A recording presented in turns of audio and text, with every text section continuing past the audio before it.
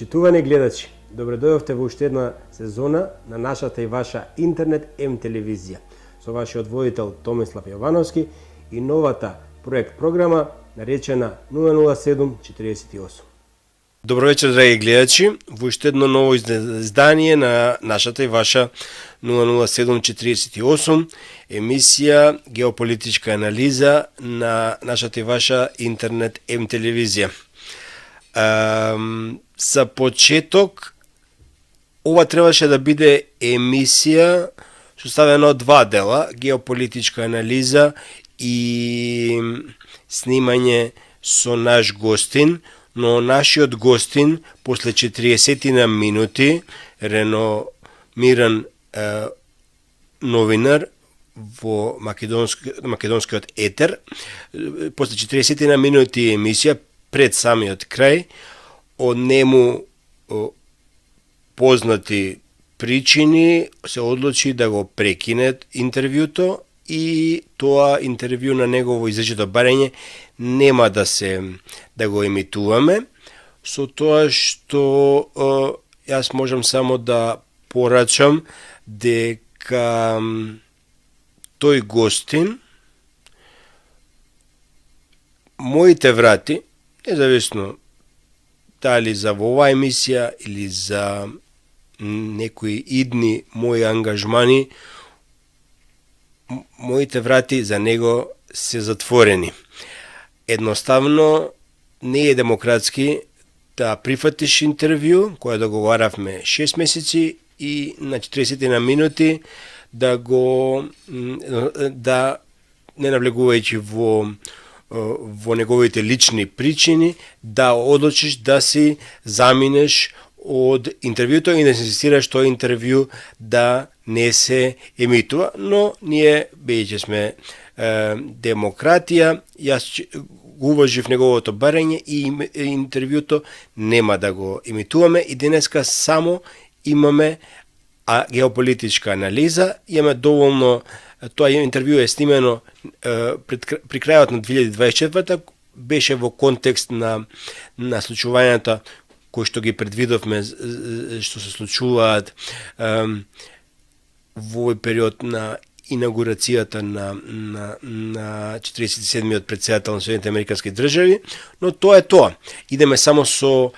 анализа, геополитичка анализа на сето она што се случува во овој глобален поредок. Да почнеме. Како што реков, имаме 47-ми претседател на Соединетите Американски држави, старо нов претседател, Доналд Трамп, и веќе берзите реагираат бурно, цената на златото отиде на $2740 за унца, европските центри на моќ и како се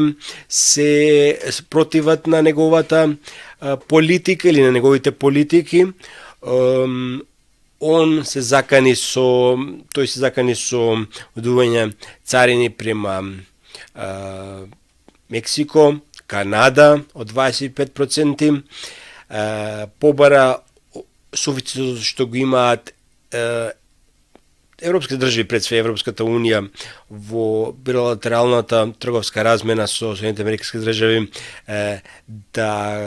да се ревидира, односно вели, ако вие можете да заработувате толку, ќе можете да си плаќате за својата безбедност, воспротивно нема да ве бранам доколку Владимир Владимирович Путин одлучи да превземе одредени дејанија према вас.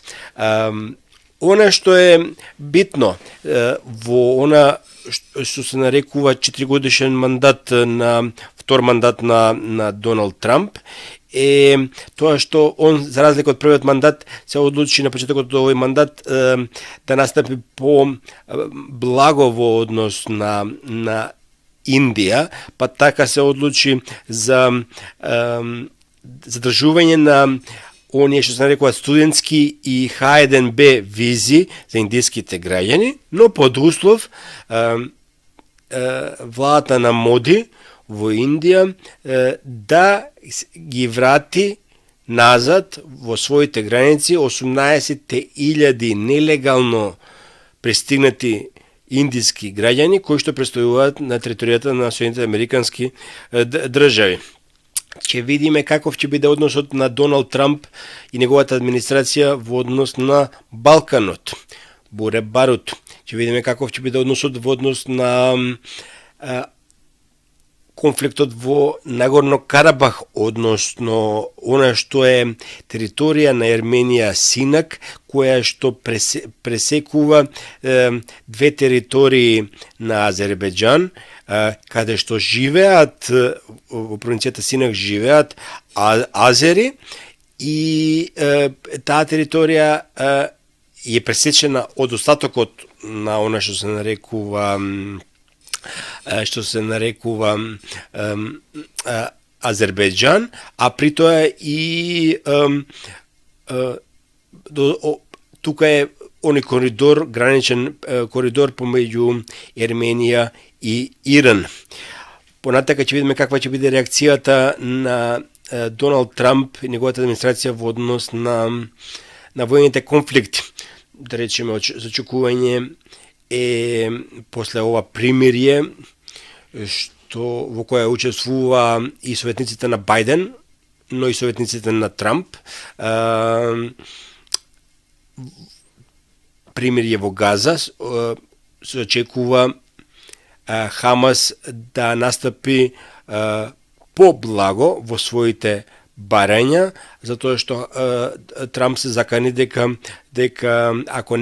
Хамас не го прифати, ако не го прифатеше ова веќе договорено примирие, ги чека пекол. Ќе видиме како ќе биде реакцијата на војниот конфликт помеѓу Руската Федерација и Украина, односно што се случува на истокот од Украина, односно, ако сакате милувате, кажете го, Донбас регионот. Односно, Русија контролира 23% од истокот на Украина или 23% од украинската територија. Например,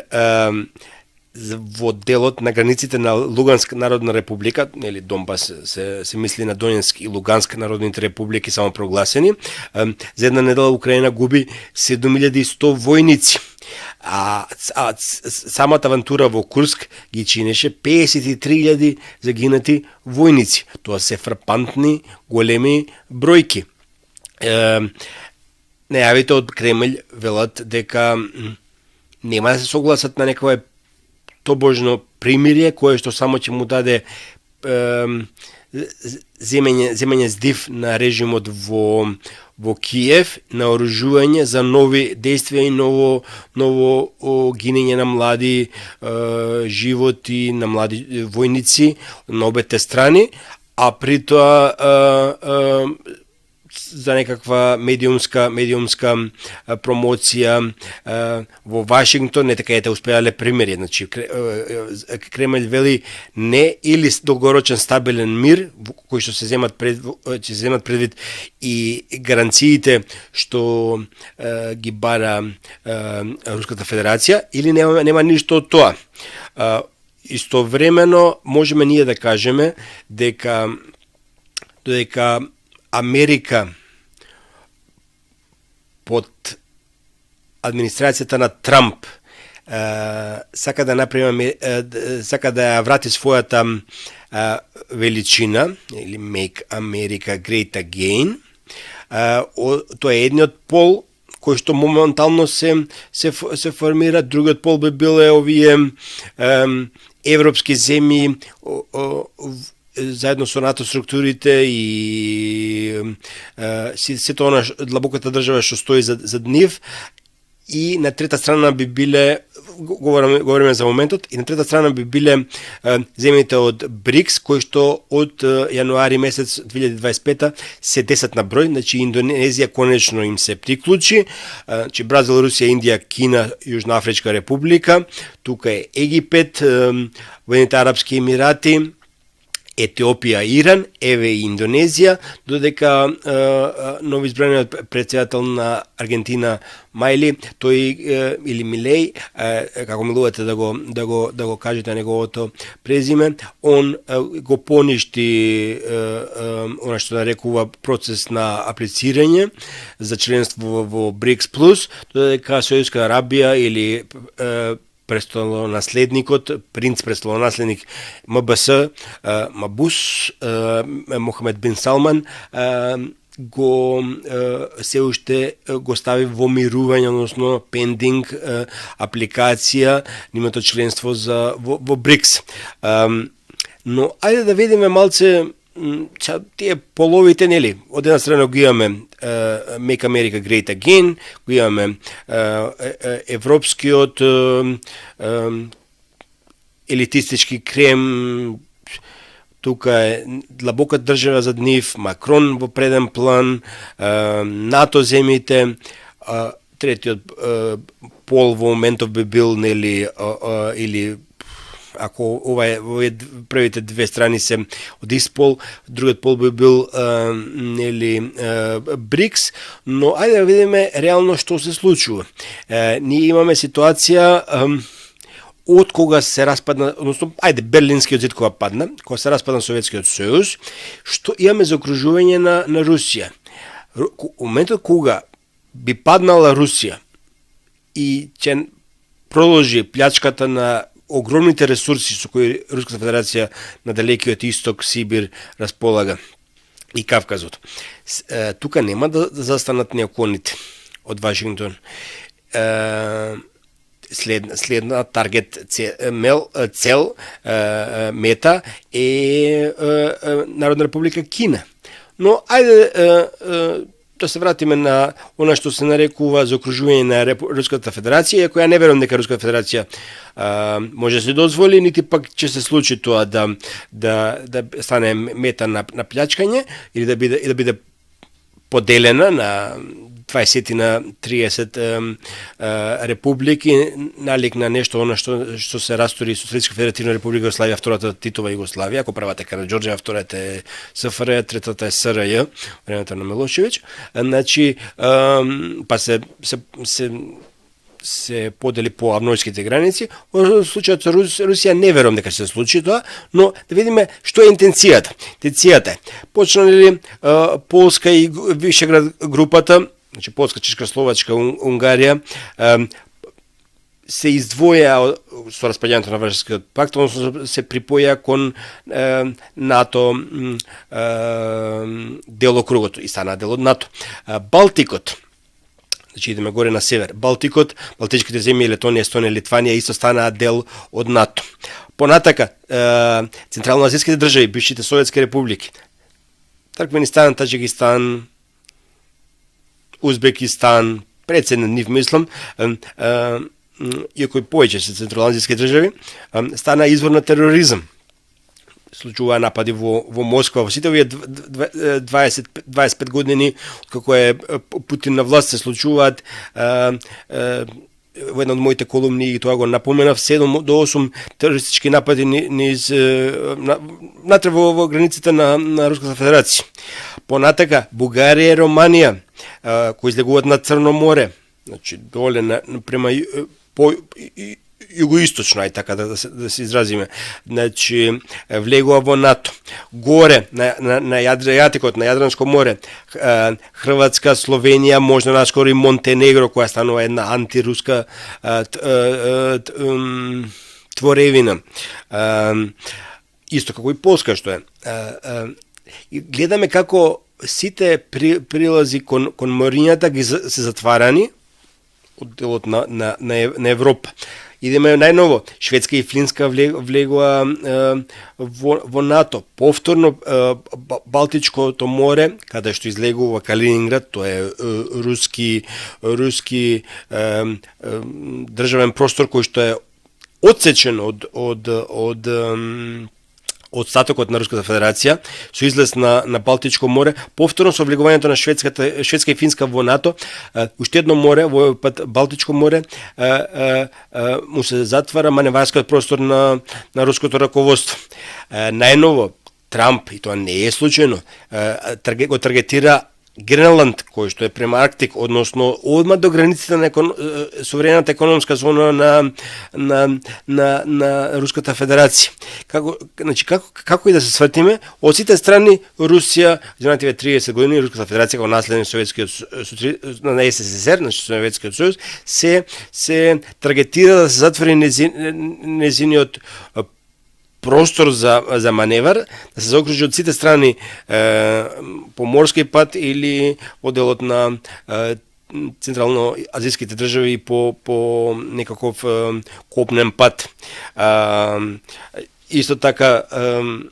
кога го спомнувавме Гренланд. Гренланд сам по себе има, во тој дел имаме радар кој поставен од американските вооружени сили, кој што има за цел рана детекција на непријателски, се мисли на руската морнарица. Тука е стратешки битниот шведски остров Готланд во Балтикот, на Балтичко море, па данските тесници кои што се како некои премини пролази помеѓу Балтичко и Северно море. Понатака постои Арктичка Joint Arctic команда воена база, значи командата стационирана во воена база, попратена со Intel, значи со Intelligence, се она што следува, оперативен центар на Исланд. Тука имаме и изведој тактичките вежби динамички Мунгос, наречени во Норвешко море под закрилото на НАТО. Гледаме како северните патишта, особено со отопувањето на глечерите, како северната рута која станува многу атрактивна и го намалува и го прави побезбеден трансферот на роба, станува интересна зона на хибридни акции насочени против Руската Федерација. И тука ќе го следиме ова што се нарекува действија на северот, значи на Арктикот. Интересно е да се види како ќе се одрази. Имаше една прекрасна анализа од Бегин Садат центарот по региони различни невралгични точки во светски рамки, како ќе се фокусира, како ќе се одрази врз нив надворешната политика на новата администрација, односно на Доналд Трамп. Па така во ова продолжение на емисијата ќе ви ги најглавните точки ќе ви прочитам од она што се нарекува стратегија изработена, анализа изработена од Бегин Садат центарот, како се очекува во кој правец да се движи надворешната политика на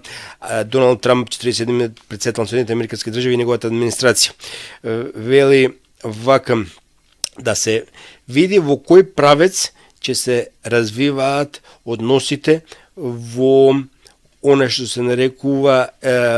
Кавказ, значи Ерменија, Иран, Азербејџан, турското влијание, Израел. Тоа можно да биде едно, како што напомена во една од претходните емисии, може да биде една неврална точка која може да прерасне во регионален конфликт. Hindu-Pacific, како што они го нарекуваат Hindu-Pacific Economic Zone of Interest, значи е зона каде што на југоисточна Азија конкретно, каде што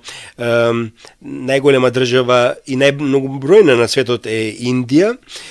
се предвидува блиска безбедносна соработка и продолжба на оружје од Соединетите американски држави кон владата во Нью Делхи, односно владата предводена од Моди. Но пред се става аспект на економската соработка. Понатака, еден од столбовите или пиларс на таа надворешна политика на Доналд Трамп се пронаоѓа во она што се нарекува изработен акцијски план на Heritage фондацијата Heritage 2025 за редизајнирање на надворешната политика на САД. особено што се става акцент на Middle East, значи на Блискиот исток и Југоисточна Азија. Во Југоисточна Азија тоа е Квад перспективата, тоа се Соединените американски држави, Индија, Јапонија и Австралија, додека во она што нарекува блискоисточна стратегија, тука се става акцент на Црвеното море, Суетскиот канал, таму кај што имаме проблеми нели во Црвеното море со хутите, се става акцент на соработката помеѓу Израел, Египет, земјите од Gulf States, значи заливските земји, односно продолжување на што се нарекува Абрахам Акордс, значи за нормализирање на односите помеѓу Израел и блискоисточните земји, кое беше прекинато со доаѓањето на новата администрација на тогаш 46-тиот председател Џозеф Бајден. Значи Трамп продолжува таму каде што позастана, значи да се интензивираат Абрахам Акордс спогодбите, споразумите. Но интересно е што на ова така да речеме тројка, Израел, Египет и овие што се Gulf States, значи земјите од заливот, се додава Индија, затоа што преку Суетскиот канал се излегува на големиот океан и во правец према Индија, и тука се гледа на Индија како битен, се гледа и во делот на Квад соработката и на блискоисточната соработка, се гледа на Индија како клучен стожер во она што се нарекува одржување на постоечкиот глобален поредок, униполарен поредок застапуван од Соединените американски држави. Значи гледаме дека тука промена во ставовите на Трамп во однос на Бајден нема, во однос на она што го бара мултиполарниот пристап на Путин, Владимир Владимирович Путин. Понатака се вели политиките на Трамп одат во насока да се отргне Индија од БРИКС плюс, да се намали влијанието на Кина во светските процеси на одлучување, да се задржи влијанието што го има Соединените американски држави во тајванскиот теснец, да се помагаат Народна република,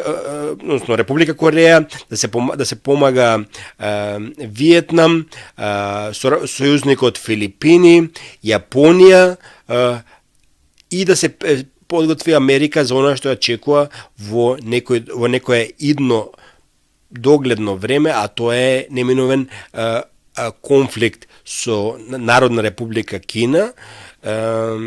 Не се споменува Северна Кореја или комунистичкиот север,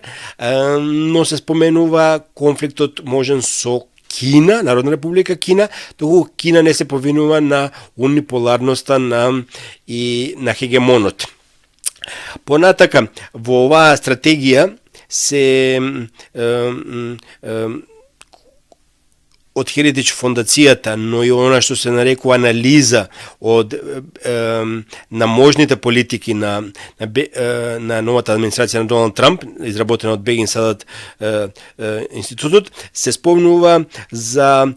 блиските релации помеѓу Израел и Трамп, односно можноста за напад врз иранските нуклеарни постројки, доколку на Иран продолжи со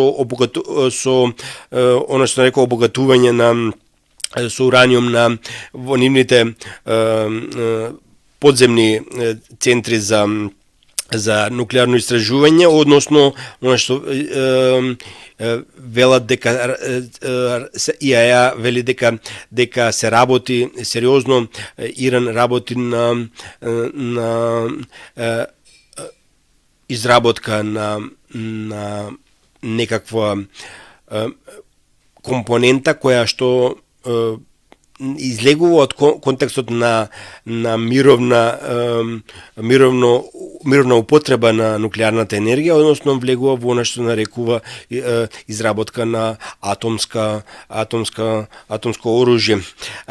Понатака се спомнува потребата за стратешки диалог помеѓу Соединетите американски држави и Израел, се со цел да се му се излезе во пресрет на Израел за одбрана од потенцијалниот напад од Иран, кој што според некои израелски проценки го делат 6 месеци Иран од изработка на прва атомска бомба, односно атомско оружје. Тогаш Иран ќе има и каква предност од аспект на таква разорна воена моќ, а ќе може и покомотно да работи на возобновување на прокси сојузниците, кои што сега добијат сериозен удар од IDF вооружените сили на Израел, а тие прокси сојузници на Иран кои што добија удар се Хезболах, пропаднатиот режим на Башар ел-Асад во Сирија, Хезболах, го споменавме, Хамас, Исламски джихад, Хутите, и понатака се говори, постават прашање што ќе биде со она што се нарекува освоени територии на IDF во Јужен Либан. Дали подразбира повлекување од Јужен Либан, особено што сега во овој хаос во Сирија, IDF го освоија и преостанатиот дел на Голанската висоравнина во Сирија, и тоа е стратешка точка, и исто така тоа е од едната страна на границата, а од друга страна на границата према Либан, тој дел на Јужен Либан до реката е исклучително стратешки битно. Понатака, што ќе биде со се поставува прашањето што ќе биде со моментумот. Дали Израел ќе процени дека сега е моментот да делува против Иран, за да спречи Иран да произведе такво оружје за масовно уништување, или пак а при тоа да изгуби медиумската предност што ја има во западниот свет, особено по терористичкиот напад на Хамас од 7 октомври 2023, или ќе се повинува по некои размислувања, ќе оди по некоја траекторија што ја има зацртано Трамп и неговата нова администрација, која е секако произраелски. А од друга страна пак Трамп, се поставува прашањето дали Трамп ќе го, како председател на Соединетите американски држави, ќе оди кон некакво блискоисточно решение кое што ќе заговара дводржавно решение, значи две држави, нешто што го во одреден момент го заговараше и претходниот председател Џозеф Бајден, или сепак Трамп ќе се одлучи на целосна поддршка на Израел, а Газа да биде препуштена на некаква управа од страна на палестинската организација на Фата, кој се контролира западната обала. Тука е кост-бенефит анализа ке политичарите, што добиваат, што губат во очите на меѓународната заедница, во очите на собствените граѓани. Но секако дека Трамп ќе се држи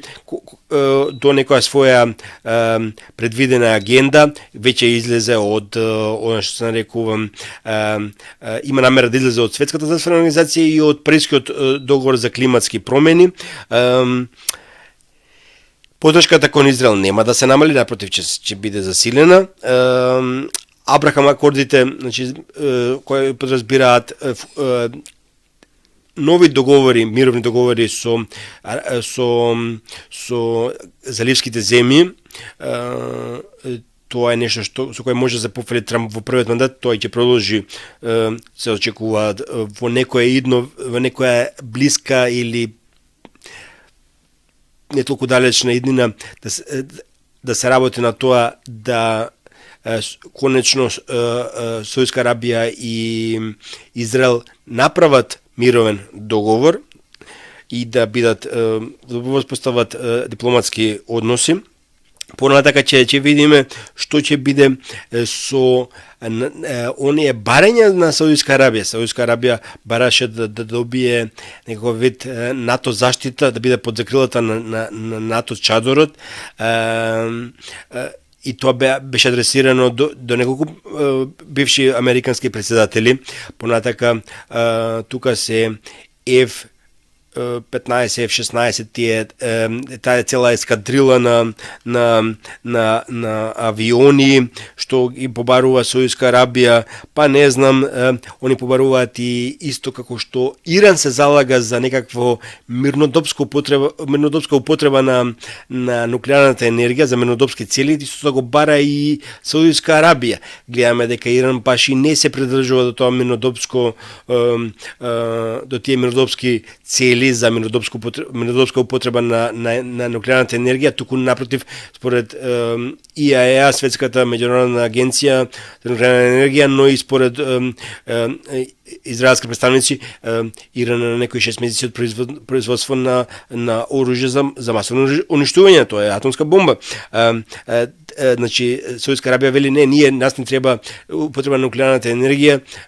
во мирнодопски цели. Тоа сите тие барања се адресирани и кон новиот или старо новиот председател на Соединетите американски држави. Ќе видиме што ќе биде со UNRWA, тоа е агенцијата на Обединетите нации за која ги брани правата на бегалците од Палестина. Трамп и во преходниот мандат беше ригиден према неа. Во меѓувреме со терористичкиот напад на Хамас од 7 октомври 2023 се случи да имаме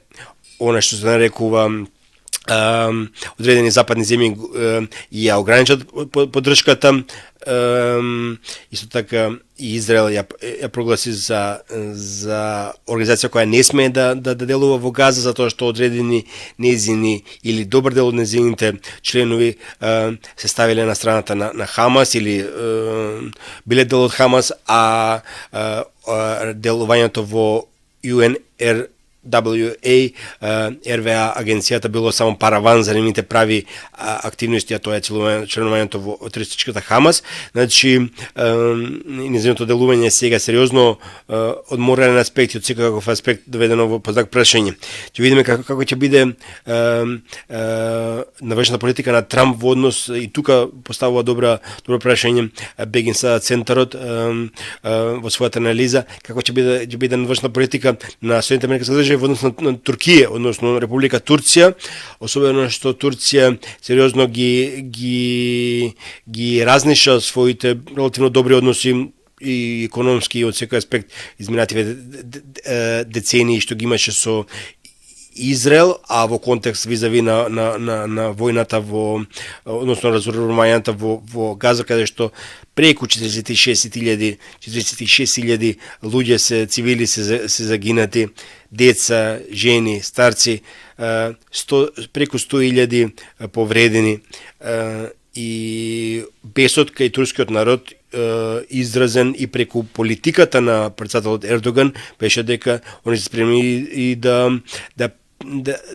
целосно да немаат никакви дипломатски односи со Израел. Сега ќе видиме како тука ќе балансира надворешната политика на новата администрација. Многу добра анализа на еден сериозен институт, Бегинса институтот, која во некои поглавја или пиларс, значи во некои столбови се поклопува со она што или се надополнува со она што беше некој акцијски план на Heritage Foundation, планот 2025, но во секој случај многу предизвици за председателот 47 председател на Соединетите американски држави. Да се надеваме дека ќе биде мир на глобално ниво, особено што Трамп важи за председател кој што во неговиот прв мандат ни една војна не започна, и да се надеваме дека и покрај неговите залежби за голема Америка, сепак ќе важи началото на почитување на меѓународното право и дека сепак ќе се успее да се воспостават нормални комуникацијски односи помеѓу големите сили, дека секој ќе свати дека не може да добие све од тоа што го зацртал, нити ова е веќе униполарен поредок, нити се уште не е во полн погон мултиполарниот поредок на Владимир Владимирович Путин. Едноставно, меѓународната сцена е мала бара пуна крокодила. Драги гледачи, пожелувам здравје, среќа, благодат, да се надеваме на овие големи светски играчи дека ќе мислат и на обичниот народ, или они како што ги нарекуваат обичните смртници, дека мирот, почитувањето меѓународното право, меѓународната трговија, работи кои што нема да трпат од аспект на оно што нарекува нивна суета и желба за светско владение. Благодарам и до следниот четврток се гледаме, се слушаме.